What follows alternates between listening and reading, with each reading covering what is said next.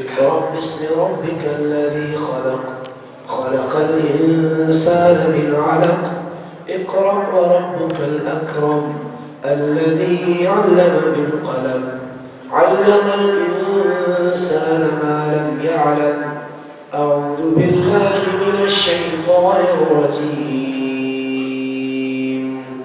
بسم الله الرحمن الرحيم يا أيها المدثر قم فأنذر وربك فكبر وثيابك فطهر والرجز فاهجر ولا تمنن تستكثر ولربك فاصبر صدق الله العظيم.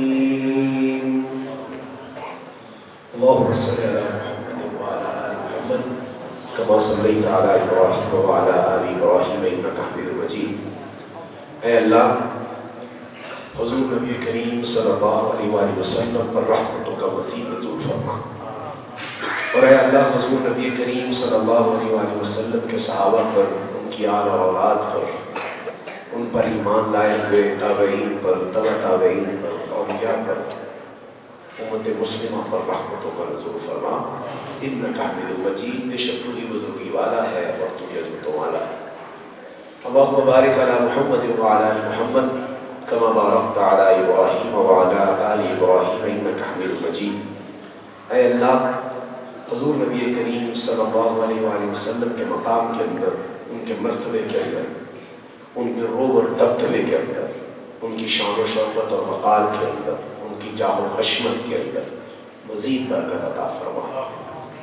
اور اے اللہ حضور نبی کریم صلی اللہ علیہ وآلہ وسلم پر ایمان لائی ہوئی اس امت کے ایمان کے اندر، اس امت کے تقوی کے اندر، اس امت کی حلم، اعتباری، اخلاص، شوق دین، شوق جدوجہد، شوق جہاد، شوق شہادت کے اندر برکت عطا فرما. اے اللہ ان کو دین سیکھنے کا جو شوق ہے اس کے اندر برکت عطا فرما. انک حمید مجید، بے شک تو ہی بزرگی والا ہے اور تو ہی عظمتوں والا ہے. میرے نہایت سی قابل احترام بزرگوں، بھائیوں، دوستوں اور نوجوان ساتھیوں، یہاں اس روسٹ روم پہ آنے اور یہاں گفتگو کرنے سے پہلے میں نقیب محفل کا اور انتظامیہ کا ایک حق مار بیٹھا ہوں. یہ اسٹیج جو ہے کیسے چلانا ہے یہ اسپیکر کا کام ہوتا ہے، لیکن وہ کہہ رہے تھے کہ ایک نعت اور ہے، لیکن میں نے ان سے گزارش کی کہ نعت خود ہی ہم پڑھ لیں گے انشاءاللہ. اور مجھے آپ لوگوں پہ ترس بھی آیا تھا، ویسے دل سے ٹٹولیں اپنے آپ کو، اندر سے اندر دیڑو اپنے آپ کو. تو سچی بات یہ ہے کہ نصیحت بھی ایک خاص وقت تک اچھی لگ رہی ہوتی ہے، اور خود حضور نبی کریم صلی اللہ علیہ وآلہ وسلم نصیحت کے اندر کمی فرمایا کرتے تھے. اور اہم بات جو فرمائی وہ کہا خیر الکلام ما قل ودل، بہترین کلام وہ ہوتا ہے جو مختصر ہو لیکن وہ رہنمائی کرنے والا. اسی لیے پیشوا مقررین یا نعت گو جو ہیں، نعت خواں ہیں، مدح سرائی جنہوں نے حضور صلی اللہ علیہ وسلم میں کی ہے، ان کے اوپر تنقیدی جنرل ہماری مجلسوں کا ایک رویہ بن گیا ہے. ہم پورے سال کا جو قصہ ہے وہ ایک دن تمام کرتے ہیں، پورے ہفتے کی جو کڑھائی ہے وہ ایک دن ہی تمام کرتے ہیں. اسی لیے میں نے رات کے حوالے سے اپنے اس دوست بھائی، میں نہیں جانتا کون آئے ہوئے تھے، میں تہہ دل سے معذرت خواہ ہوں. یہ میں نے کہا ہے، روکا ہے، اور یہ حضور صلی اللہ علیہ وسلم کی سنت کے پیش نظر میں نے روکا ہے. میں بہت مختصر سی بات آپ کی خدمت درج کروں گا، لیکن اس سے پہلے تھوڑا سا اس مجلس کے اندر لطف پیدا کرنے کے لیے میں ایک چھوٹی سی بات سناتا ہوں. دنیا کا سب سے مشکل کام کوئی اگر کہے میں آسمان سے تارے توڑ سکتا ہوں اور چاند پر کمرے ڈال سکتا ہوں اور ڈال لوں گا، تو اللہ نے انسان کو اس بات کی کیپیسٹی دی ہوئی ہے، وہ ڈال سکتا ہے. سب سے مشکل کام دنیا کا خاموشی سے بیٹھ کر سننا ہے. یہ بہت مشکل کام ہے. یہ میں لطیفے کے طور میں نہیں کہہ رہا، یہ بہت مشکل ہے کام. اور یہ اس وقت تو اور بھی مشکل ہو جاتا ہے کہ جب بیک ڈراپ پچھلی اسکرین کا رنگ بھی نہ بدل رہا ہو، ایک ہی تقریباً بات ہو رہی ہو. پہلے بخاری صاحب نے، رضوان بھائی نے وہ بات نعت کے انداز میں کی ہے، امیر عثمان صاحب نے وہی بات آپ کے سامنے تقریر کے انداز میں کی. اس سے پیش میں پہلے ہمارے قاری صاحب نے وہی انداز، قرآنی انداز کے اندر بات کی. جب بات میں تقریباً وہی چل رہی ہو اور بیٹھنا بھی توزانوں پڑے، بڑھاپا بھی ہو، جوانی کی مصروفیات بھی ہوں، آپ سمجھ رہے ہیں جوانی کی مصروفیات بھی ہوں، تو ایسے عالم کے اندر میرے بھائیوں اور دوستوں سننا مشکل کام ہے. خود قرآن مجید کے اندر اللہ تبارک و تعالیٰ نے اپنے نبی کو کہا کہ اے نبی، آپ مشرکین مکہ، سرداران قریش، گھمنڈی اور مغرور لوگوں کے حوالے سے، ان کے ایمان کے حوالے سے بڑے حریص ہیں، کوئی ایمان لے آئیں. آپ بڑے مانتے ہیں کوئی ایمان لائیں، لیکن ان کو ہدایت کیسے دے دوں جبکہ وہ سننا ہی نہیں چاہتے. اسی لیے میرے بھائیوں، جہاں سننا مشکل کام ہے وہیں پر سننے والے کو اللہ تبارک و تعالیٰ کامیابی سے نوازتا ہے. لیکن سنانے والے کو بھی دیانتداری برتنی چاہیے. وہ ایک صاحب پہلی دفعہ تقریر کرنے کے لیے اس کو پروفیسر کہہ لیں، ان کو لیکچر کہہ لیں، ان کو ٹیچر کہہ لیں، ان کو مسجد کے خطیب صاحب کہہ لیں. میں نے ڈرتے ڈرتے خطیب کا لفظ آخر میں رکھا ہے. انہوں نے پہلی اپنا لیکچر یا تقریر تیار کی، لیکچر روم میں یا اسٹڈی روم میں یا مسجد کے اندر تشریف لے آئے. مسجد گاؤں کی تھی اور سامنے بیٹھا ہوا جو مقتدی تھا یا جو سامنے تھا وہ اب ایک ہی تھا فی الحال. اور اس نے کہا کہ جی کیا ارادے ہیں مولوی صاحب، ابھی تک انتظار کر رہے ہیں، ایک ہی میں بیٹھا ہوں یا ایک وہ بزرگ کارنر میں لگ کے بیٹھے ہیں. تو کہا جی دیکھیں، کھرلی کے اوپر، کھرلی سمجھتے ہیں نا، کھرلی یہ جس میں جانور کو چارہ ڈالا جاتا ہے، کہا کھرلی کے اوپر اور قلعے کے ساتھ بھلے ایک ہی بھینس کیوں نہ باندھی گئی ہو، چارہ تو ڈالنا ہی پڑتا ہے. مولوی صاحب نے پوری کی پوری، یا لیکچرر صاحب نے پوری کی پوری تقریر سنانی شروع کر دی.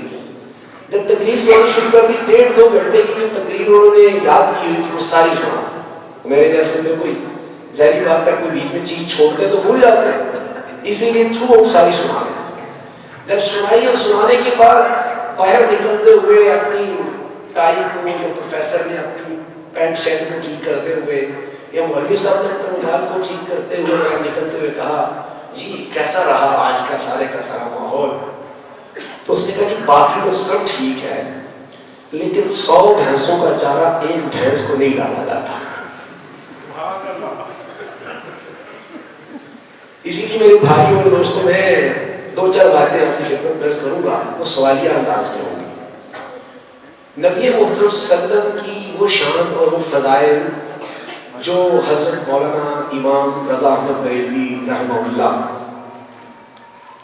کے نعتیہ کلام کی صورت میں رضوان بھائی نے یہاں پیش کیے ہیں، جو پیر کرم علی کرم مہر شاہ صاحب کا کلام مبارک جو حضور صلی اللہ علیہ وسلم کی شان اقدس میں انہوں نے پیش کیا ہے، وہ سارے کا سارا بالکل ٹھیک ہے. بڑا اعلیٰ کلام ہے امام رضا احمد بریلوی رحمہ اللہ کا. یہ ہم لوگوں نے دیواریں کھڑی کر دی. وہ نبی رحمت تھے، وہ نبی محبت تھے، وہ نبی الفت تھے. اخیار نے ہمیں انہیں کی وجہ سے تقسیم کر دیا، صرف نکتہ چینی کی وجہ سے. ہر بندہ اپنے انداز میں رسول کو پیش کرتا ہے،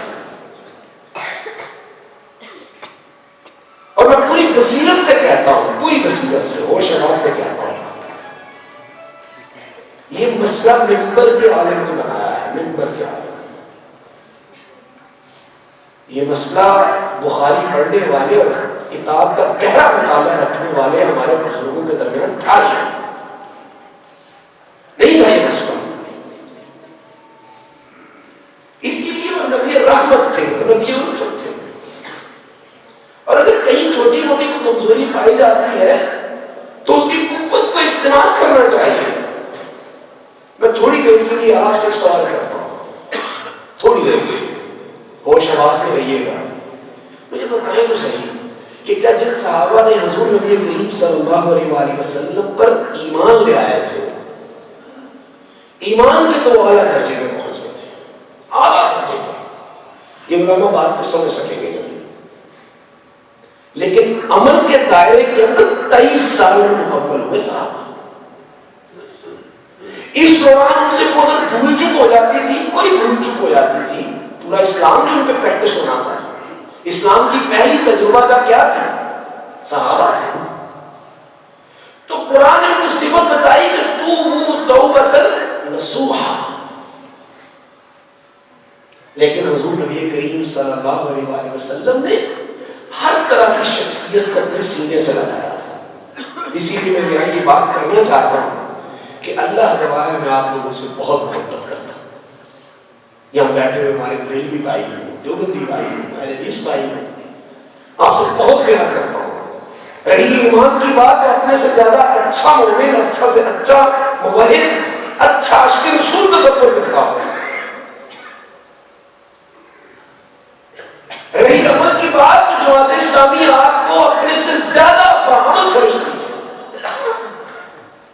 آپ لوگوں کا تو سارا وقت مسجدوں میں مدرسوں میں گزرتا ہے، اذانیں دیتے ہوئے، تکبیرات کہتے ہوئے. جماعت اسلامی کے لوگ فیلڈ میں ہوتے ہیں، کبھی کسر پڑھ رہے ہیں، کبھی کیا پڑھ رہے ہوتے ہیں. عمل کے دائرے میں بھی ہم آپ کو اپنے سے زیادہ افضل سمجھتے ہیں. لیکن دل بیٹھ کے کچھ ایجنڈا طے کرنے کی ضرورت ہے کہ وہ کون سی بھول ہے جو ہم سے ہوئی ہے کہ نبی کی حرمت بھی باقی، نبی کا تقدس بھی باقی، نبی کی ختم نبوت بھی باقی، نبی کی عقیدت بھی باقی، لیکن نبی کا نظام کہیں باقی نہیں. ہمارے کتے میں پانی نہیں ہے یا ہمیں شعور نہیں ہے. بزرگ بیٹھے کہاں ہے نبی؟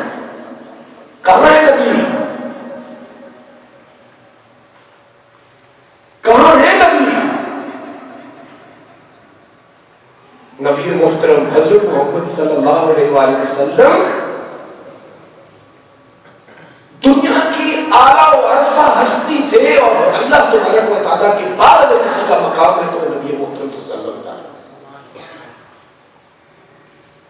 لیکن کہاں ہے نبی صلی اللہ علیہ وسلم؟ کیا عدالت میں نظر آتے ہیں؟ عدالت آپ کی ہائی جیک ہے. کیا معیشت کے اندر نظر آتے ہیں؟ کیا امت مسلمہ کی معیشت سودی معیشت ہونی چاہیے؟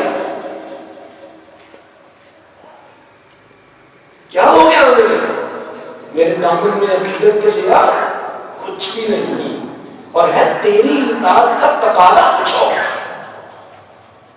میری دامن میں عقیدت کے سوا کچھ بھی نہیں، اور ہے تیری اطاعت کا تقاضا کچھ اور.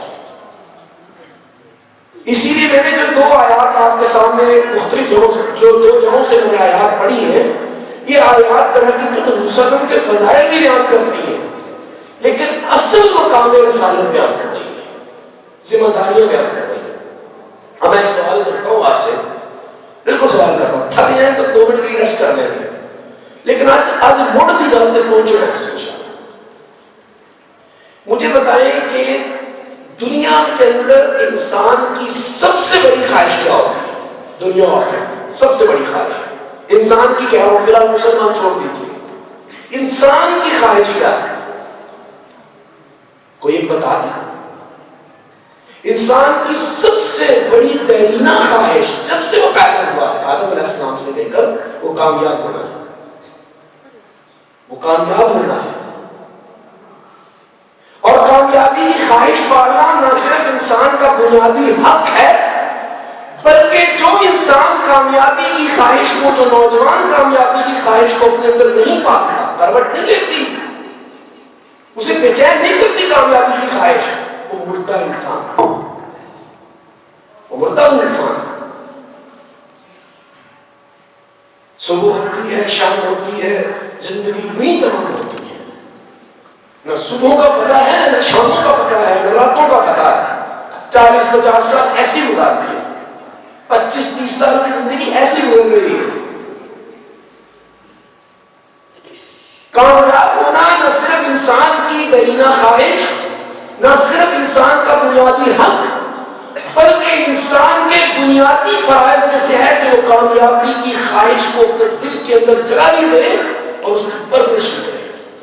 اس کو پالے. چلے میں آسان سوال کرتا ہوں، دنیا کے سب سے کامیاب ترین ہستی کون ہے؟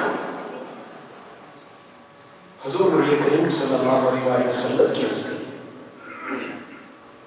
ان کے صحابہ ہیں، ان کے تابعین ہیں، ان کے اولیاء ہیں، کامیاب ترین لوگ ہیں.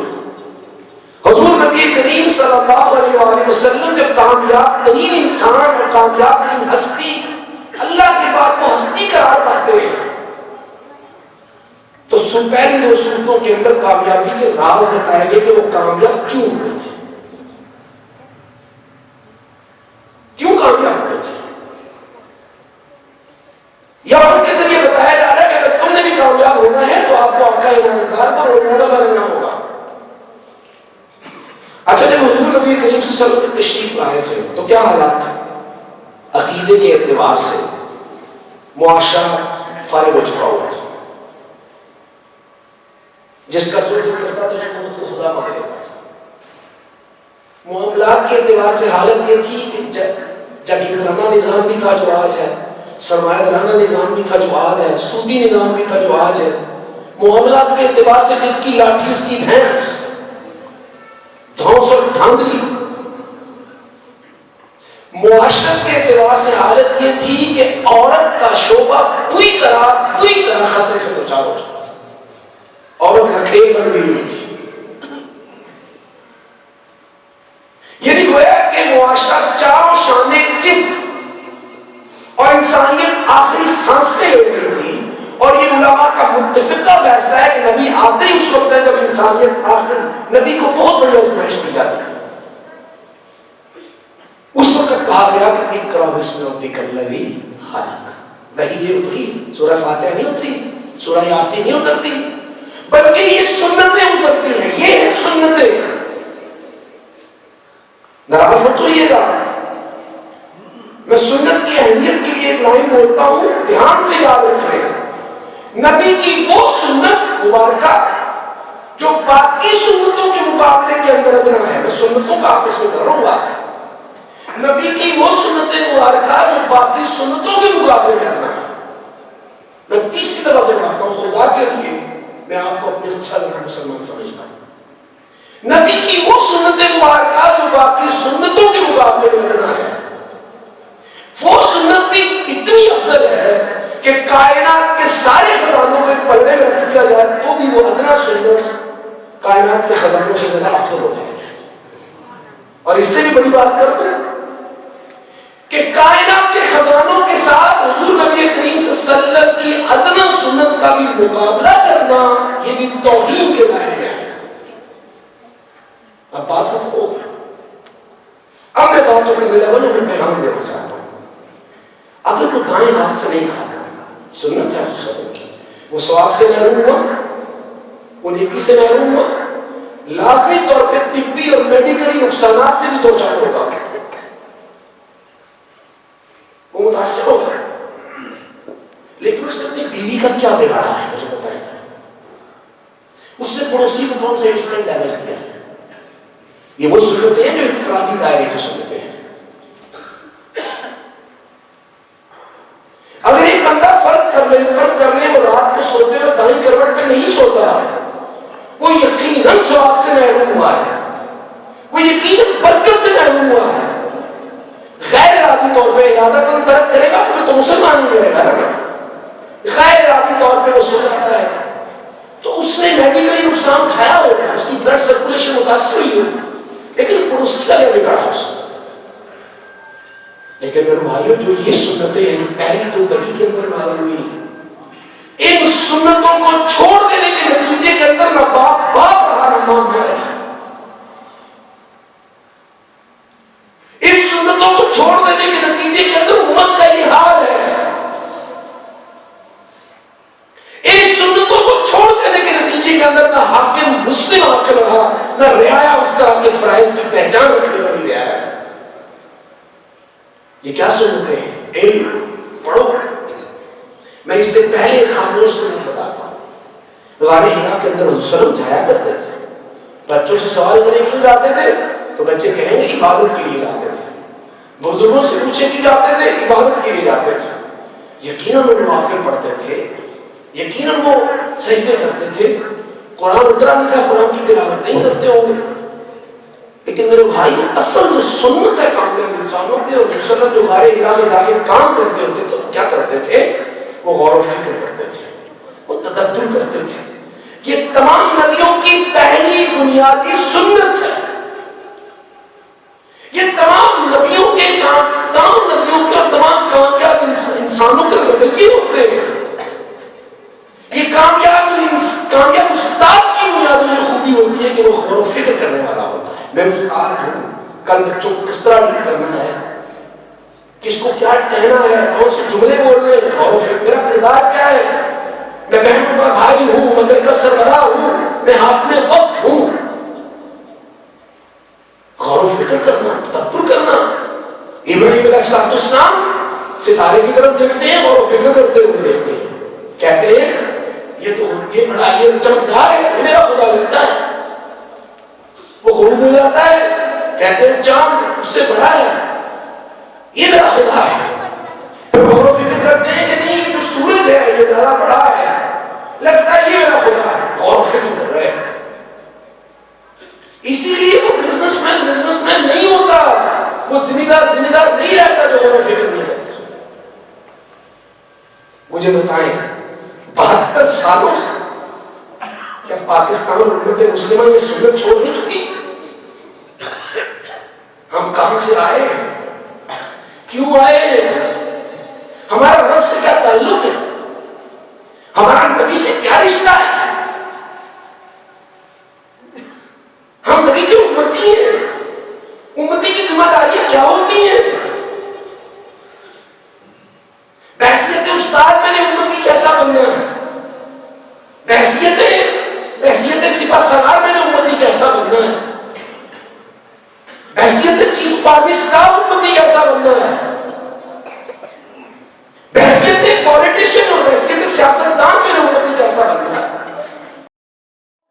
جو نظریہ سچا ہونے کے باوجود سیاسی غلبہ چھوڑ دیتا ہے، قلم دان اختیارات، وہ دین اور نظریہ اپنی نمازیں اور اپنا حج بھی نہیں بچا سکتا.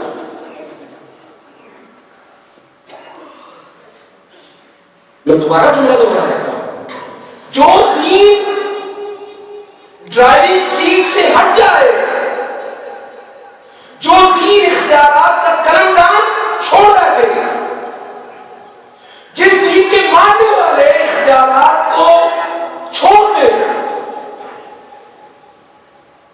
اس دین کے ماننے والے اپنی عبادات نمازوں روزوں کو بھی نہیں بچا سکتے. سود خور کی کون سی نماز ہے اور سود خور امت کی کون سی نماز ہے؟ سرمایہ دار ہائی جیک کر لیتا ہے، سرمایہ دار ہائی جیک کر لیتا ہے. اسی لیے سب سے پہلی جو سنت ہے، آئندہ سے غور و فکر کریں. آپ وعدہ کریں کہ آپ سوچیں نہیں کہ میں باپ کامیاب کیسے کر سکتا ہوں، نہ ہاتھ اٹھائیں، روایتی انداز میں ہاتھ نہ اٹھائیں، لیکن یہ وعدہ کریں کہ آپ لوگ روزانہ کی بنیاد پہ رات کو سوچ کے غور و فکر کر کے اپنے آپ کو کوس کر کڑتے ہوئے سوئیں گے کیا کھویا اور کیا پایا. کیا یہ روایتی بات ہے؟ جو بزنس مین آپ جانتے ہیں آڑت کو کام کرتے ہوں گے، آپ میں سے کوئی پٹوار خانے کے اندر کام کر چکا ہوگا. جو بزنس مین رات کو روز نامچہ لکھ کر نہیں سوتا اور کل کے لیے ڈائری لکھ کر نہیں سوتا، وہ کامیاب بزنس مین نہیں ہوتا. پہلی سنت تو یہ ہے. دوسری سنت کیا میرے بھائیوں نوجوان دوستوں؟ دوسری سنت ہے اقرا، پھر وہی ترتیب.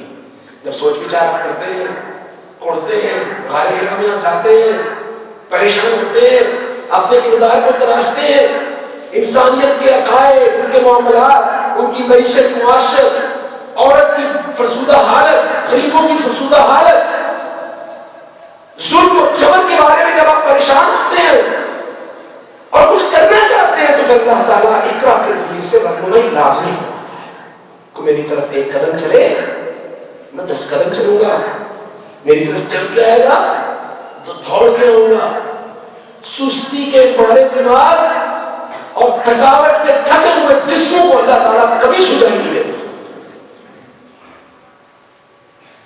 جو قومیں سوچنا نہ چاہیں، جو قومیں کڑنا نہ چاہیں، جو قومیں پریشان ہونا چاہیں، جو قومیں اپنے آپ کو بیمار نہ سمجھتی ہوں، ان کو شفا نہیں ملتی، ان کو شوق نہیں ملتا.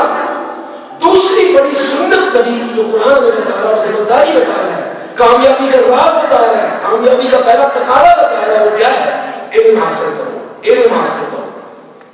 نہ باپ پڑھ رہا ہے، نہ ماں پڑھ رہی ہے، کو رہی کسی جو کسر تھی وہ فیس بک میں نکال دی. نہ باپ پڑھ رہا ہے، نہ ماں پڑھ رہی ہے، نہ استاد پڑھ رہا ہے. معذرت سچ کرو، میں بھی استاد ہوں کسی جگہ، نہ استاد پڑھ رہا ہے، اسے اپنی کتاب سے باہر آتا ہی کچھ نہیں. نہ بڑا بھائی پڑھ رہا ہے، علمی جنگ اور نظریاتی جنگ ہے، سود کو حلال کرنے کے حوالے سے نعرے لگتے ہیں. نہ باپ کے پاس تو جواب ہے، نہ ماں کے پاس جواب ہے. بے حیائی کو، نم دھڑم کو، گلے میں دوپٹہ ڈال کے پھرنے کو، ٹائٹ جینس پہننے کو ترقی کا نام دے دیا ہے. ماں باپ نے ایکسپٹ کر لیا ہے. نہ باپ کے پاس دلیل ہے، نہ ماں کے پاس دلیل ہے. ایک کتاب پڑھیے. اسی لیے میرے بھائی اور دوستوں، گناہگار ہونا بھی بری بات ہے، لیکن جاہل ہونا بہت بری بات ہے. پھر آگے اللہ تعالیٰ نے فرمایا اقرأ بسم ربک الذی خلق، پڑھیے اپنے رب کے مبارک نام سے. بہت بڑا نکتہ یہ بات کر کے میں ختم کروں گا اور صرف ترجمہ کروں گا. اقرأ بسم ربک، یہ کیوں کہا بسم ربک؟ یہ آج کل جو آپ کے سیکولر آنٹیاں اور انکل ہیں، ان کو فرمایا کہ دیکھیں اللہ تعالیٰ روشن خیالی، سیکولر اسکول آف تھاٹ، آزادی فکر و خیال کا قائل نہیں ہے. اللہ کو علم نہیں چاہیے، وہ میڈیکل ترقی نہیں چاہیے، وہ ٹیکنالوجی کی ترقی نہیں چاہیے، وہ جیوگرافی کے اندر، وہ اسٹرانومی کے اندر، وہ بایولوجی کے اندر، وہ کیمسٹری کے اندر، وہ پولیٹیکل سائنسز کے اندر، وہ سوشل سائنسز کے اندر کہ مرد اور عورت کے تعلقات کیا ہونے چاہیے. اللہ تعالیٰ کو ایسی کوئی علمی ترقی نہیں چاہیے جو اللہ سے بے نیاز ہے، اللہ سے دور کر. اللہ کو ڈگریوں کا انبار نہیں چاہیے. علم وہی مانا جائے گا، علم وہی مانا جائے گا، علم وہی کامیابی کا راز بنے گا بسم ربک، جو تمہارے رب کے ریفرنس سے اور حوالے سے آئے. ڈگریوں کا انبار ترقی کا ضامن نہیں ہوتا، شعور ترقیوں کا ضامن ہوتا. علم کے نام کے اوپر دھوکہ ہو رہا ہے. آزاد قسم کی سوشلائزیشن کروائی جا رہی ہے. مرد اور عورت کا تعلق کیا ہوگا؟ مغرب بتائے گا. میاں اور بیوی کا تعلق کیا ہوگا؟ یورپ بتائے گا. تمہاری سیاست کی اصولوں پہ ہوگی، مکابلی بتائے گا، ہٹلر بتائے گا. تمہاری معیشت کیا ہوگی؟ یہ یورپ مغرب اور یہودی بتائیں گے. اور باہر سے پڑھ کے آیا ہوا آدمی 2-4 پوائنٹ اچھے انگلش میں بول لینے کے بعد وہ سمجھتا ہے کہ میں بہت زیادہ ایجوکیٹڈ ہوں، پڑھا لکھا ہوں. علم وہ ہوگا جو رب سے جوڑنے والا ہو، جو اپنے مقام اور اوقات کا احساس دلانے والا ہو. وہ علم نہیں ہے جو رب سے بگانا کرے. ہم اس سیاستدان کو، اس معیشت دان کو، اس کلچر کو پھیلانے والے ایکٹیوسٹ کو اپنے جوتے کی نوک پہ رکھتے ہیں جو اللہ اس کے رسول سے بغاوت سکھاتا ہے. لیکن یہ کوئی مجلس کا موضوع نہیں ہے، یہ تقریر کا موضوع نہیں ہے. عمل کے میدان کے اندر رسول کو نہ بنائیے. اپنے سیاسی تعلقات اور فیصلے لیتے ہوئے، اپنے کاروباری تعلقات اور فیصلے لیتے ہوئے انسان سجدوں سے نہیں پہچانا جاتا. بڑے عام ہے سجدے، لیکن انسان سجدوں سے نہیں بلکہ فیصلوں سے پہچانا جاتا. فیصلے کرتے وقت اگر وہ ایکسپلائٹ ہو جاتا ہے، لالچ میں آ جاتا ہے، خوف میں آ جاتا ہے، اولاد کا مستقبل خراب ہوتا نظر آ رہا ہے، وہ ڈر جاتا ہے. ایسے کمزور سپاہی حضور نبی کریم صلی اللہ علیہ وسلم کی فوج کے کارگر کارکن نہیں بن سکتے. اقرأ بسم ربک، پڑھو اپنے رب کے مبارک نام سے. کیوں؟ اللہ کی خالق اس نے کیا پیدا کیا ہے؟ پیدا کیا ہے۔ پھر ابھی سنتے ہیں جب آپ پڑھ چکے ہوتے ہیں تو پھر وہی نہیں اتر رہی تھی تو حضور صلی اللہ علیہ وسلم اپنے گھر کے صحن کے اندر پھر رہے تھے، کبھی ادھر جاتے کبھی ادھر جاتے، آسمان کی طرف چہرہ مبارک اور چہرہ نور کو اٹھاتے اور ساتھ ہی کہتے کہ لگتا ایسے ہے کہ پہلی وحی کے اوپر جو میرے رویہ اختیار لگے معاذ اللہ معاذ اللہ معاذ اللہ ثم معاذ اللہ، حضور نبی کریم صلی اللہ علیہ وسلم نے رویے کے اندر کوئی بھول بھی نہیں کی تھی، لیکن حضور صلی اللہ علیہ وسلم کا اپنا کلام ہے، اسی لیے میں احتیاط سے بیان کر رہا ہوں۔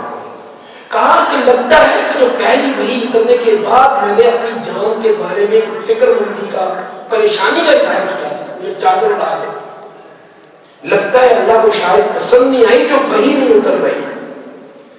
حالانکہ پہلی وحی کے بعد بات سن کے ختم کریں گے، پہلی وحی کے بعد خدیجہ الکبریٰ رضی اللہ تعالیٰ عنہ جو آپ کی بیوی ہے وہ آپ کو لے کر کبھی نوفل کے پاس جاتی ہے، اپنے تایا زاد چچا زاد بھائی کے پاس، کزن کے پاس، جو تورات کے بہت بڑے عالم ربانی ہیں، اور تورات کے بڑے بڑے عالم ربانی جو ہے انہوں نے کہا ہے خدیجہ یہ وقت کے نبی ہے، آخری نبی ہے، لیکن جب یہ اپنی نبوت کا اعلان، اپنی وحدانیت کا اعلان، اللہ کی کبریائی کا اعلان، نیا نظام، نیا ورلڈ آرڈر، نیا ورلڈ آرڈر دیں گے نا تو اپنے پرائے ہو جائیں گے، برادری بیگانی ہو جائے گی، جان کی دشمن ہو جائے گی، اور حتیٰ کہ علاقے سے بھی کیا ہونا پڑے گا؟ نکلنا، نیا خاندان بنے گا، نیا خاندان بنے گا۔ اتنے تھریٹس اور اتنی دھمکیاں اور اتنے خیالات ہونے کے باوجود، اور خود خواب میں کئی دفعہ آیا کہ حسین کو وہاں شہید کر دیا گیا ہے، حسن کو وہاں شہید کر دیا جانا ہے، میرے داماد علی مرتضیٰ رضی اللہ تعالیٰ عنہ فلان جگہ شہید کیا جائے گا، سارا خواب میں نظر آیا ہے۔ اور انبیاء کے اور نبیوں کے ساتھ خواب کیا ہوتے ہیں؟ سچ ہوتے ہیں۔ اتنے ڈر اور خوف کے باوجود حضور نبی کریم صلی اللہ علیہ وسلم صحن مبارک کے اندر آسمان کی طرف بے چینی سے نظر دوڑا کے دیکھ رہے ہیں۔ اس کا کیا اعلان؟ یہ خاموش سنت ہے۔ کیا اعلان تھا؟ میں تیار ہوں، قربانی چاہتا ہے نا، یہ مقصد جو علم اچھائی اور برائی کی تمیز پیدا کر دے گا، اقرا کا سبق پلے باندھ لیا، اللہ کن چیزوں سے خوش ہوتا ہے، کن سے ناراض ہوتا ہے، یہ قوم تو جانتی ہو، لیکن اس کے لیے قربانی نہیں لے سکتی، اس کے لیے برادری کے بت نہیں توڑے جا سکتے، اس کے لیے پلاٹ نہیں قربان کیے جا سکتے، اس کے لیے رشتہ داریاں، تعلقات، معاشی تعلقات، معاشرتی تعلقات، سیاسی تعلقات بھی قربان کیے جا سکتے ہیں۔ ایسے بندہ مومن کو چاہیے اور ایسے سپاہی کو چاہیے کہ اپنے اسلام کو چھپا کے رکھے۔ حضور نبی کریم صلی اللہ علیہ وسلم کی سنت نوجوانوں کیا بتاتی ہے کہ جب اچھائی اور برائی کی تمیز تمہارے اندر آ جائے، حق اور باطل کی تمیز آ جائے تو گڑبڑ کرنا چھوڑ دو، درنگی چھوڑ، یا کرم ہو جا، یا سراسر موم ہو جا، یا سراسر سن ہو جا۔ یہ نیچے مسجد اوپر گردوارہ نہیں چلے گا۔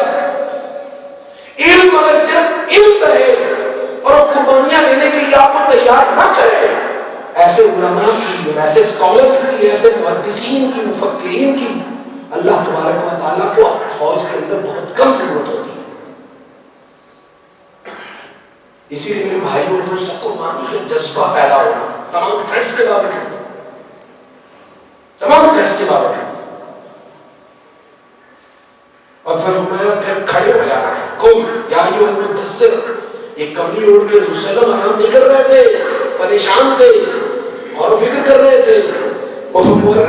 جو ہسٹورین ہیں، جو تاریخ دانوں لکھتے ہیں کہ آپ کا ہاتھ مبارک آپ کے ماتھے مبارک پر تھا، اور یہ کیسے ممکن ہے؟ ایک لمحے پہلے پریشان ہیں اور پھر اپنے گھر والے کہتے ہیں مجھے اکیلا چھوڑ دیجیے، ٹائم اٹھ گئی تھی اور آپ سو گئے ہوں، یہ کیسے ممکن ہے؟ مجھے کیسے نبھا سکتی ہے؟ اسی لیے پریشان ہونا، رات کو کوڑا کریں، میری بیٹیاں کدھر جا رہی ہیں، میں کس نظام کا شکار ہو چکی ہیں، یہ میری نسل کدھر جا رہی ہے، یہ نوجوانوں کی صحت کو کیا ہو رہا ہے، یہ ہمارا خاندان کا نظام کہاں چلا گیا ہے، مادہ پرستی کا بت لاکھ اور منات سے بڑا ہو گیا ہے۔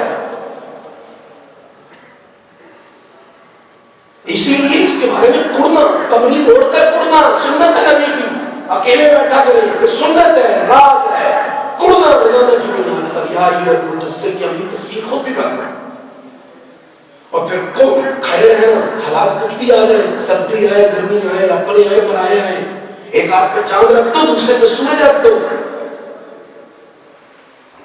پھر بھی نہیں چھوڑوں گا، فانذر، اور اپنے گھر والوں کو، رشتہ احباب کو خدا خوفی دینی ہے، ڈرانا ہے، اور وہ قوم کیسے ترقی کر سکتی ہے کہ جس کا پورے کا پورا نظام خدا سے بے خوفی پر تعمیر کیا جا رہا ہے، بے نیازی،